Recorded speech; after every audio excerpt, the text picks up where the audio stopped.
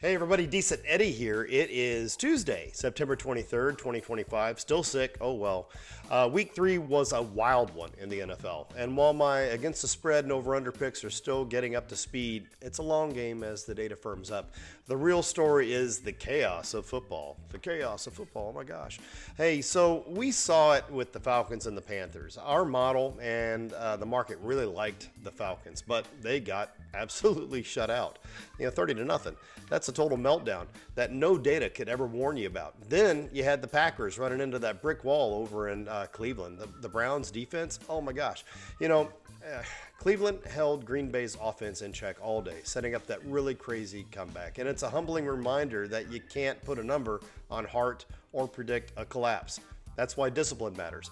And that's where the moneyline picks save the week. Yet again, after 2 perfect weeks on my Decent Eddie Confident moneyline picks, I won a very solid 75%, 6 out of 8 for week 3.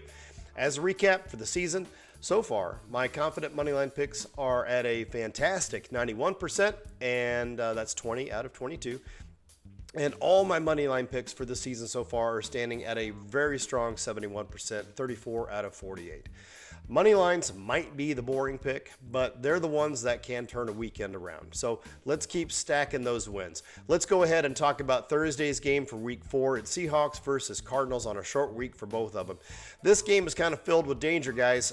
The market already has flipped, going from Cardinals as 1.5 point favorites to now it being Seahawks to 1.5 point favorites. You can kind of see the writing on the wall there. They're giving the Seahawks about a 53% chance to win this game outright. This is a danger moneyline pick, barely favoring the Seahawks by my data with a measly 2.4 differential between these two teams. The betting world is all over the place on this one too. Our numbers, they see a defensive struggle coming up, and that's where you might want to be paying attention to. Both of these teams are in the top percentile of the defensive metrics that I use in my data set. But we've got to really talk about the injuries because there's a huge factor in this game that data can't capture. The Cardinals lost James Conner for the season to a leg injury. While the team has a good backup with Trey Benson, the data really shows a lot of his numbers are coming off of long runs and not a lot of them. So the ground game might not be as strong as it looks. Could be yes, could be no. I guess we'll see. The Seahawks are coming into this game.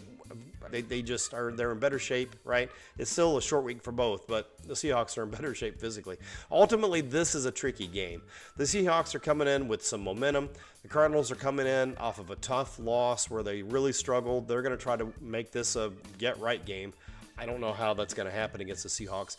I am calling the money line a no play here due to that narrow differential and the market being really non-committal. Honestly, in the name of safety, which is kind of what I base everything that I do on, I would say avoid the against the spread pick too. All right, I know I'm not checking it out. I'm looking out for you here, right? If we're going to be smart with our money, let's be smart with our money, not stupid. I do like the under 43.5 better than the against the spread or money line in this game, but my over-unders have been, they're getting better, but they haven't been good so far. Just not a lot of data. And that's it, guys. But we can talk about parlays. If you take Marvin Harrison Jr. to get 25-plus yards receiving, plus Cooper Kupp getting 25-plus yards receiving, and Trey Benson to get 40-plus yards rushing, your win probability by the books numbers is about 52%. I will always endorse any 3-leg parlay with odds between -400 to -450 because if you do that, your probability is going to stay at or above 50%, which is what we want. Regardless of what you choose, I never recommend more than a 3-leg parlay due to the risks of combined probabilities. Don't spend more than 10% of your bankroll in total across all your wagers in a day. Never chase losses. And if you need help with a gambling problem, check out my channel's description. All right, thanks for watching, guys. If you found this helpful, hit like, subscribe, tap the bell, get my picks. You can follow me on Decent Eddie Picks on Instagram, Facebook, X, spelled Decent Eddie Picks with a P-I-X. Yeah, I'm on TikTok too. I'll sometimes post updated team grades there, which I haven't really done. I need to do that. I need to get back into it. Last minute thoughts, end game thoughts. Let's see what happens. This is Decent Eddie signing off. Let's keep the wins coming. Have an awesome day.